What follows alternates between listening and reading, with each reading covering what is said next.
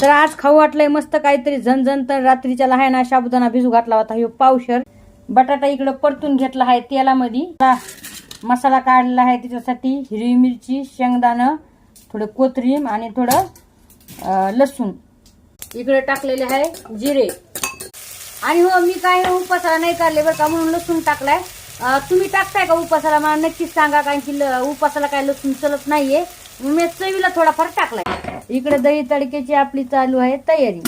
तेल टाकलेलं आहे, तेलामध्ये जिरे मोहरी टाकलेली आहे. थोडा मसाला भाजून घेतलाय आपला हिरवी मिरचीने आणि बटाटे टाकले आणि थोडं तडकू दिले. आता आपण याच्यात टाकले दही आणि मस्तपैकी हलवून घ्या. अशी दही तडका लय भारी लागतो, याच्यात तुम्ही मिरच्या पण ऍड करू शकताय. आणि इकडे टाकलाय आपला साबुदाणा. मस्तपैकी अशी साबुदाण्याची खिचडी झाली. मी कोथिंबीर पण टाकली. तुम्ही टाकतात का कोथिंबीर नक्कीच सांगा. तर वास्त मस्त यायला या सगळ्या जणांनी साबुदाणा खिचडी खायला. कमेंट टाका.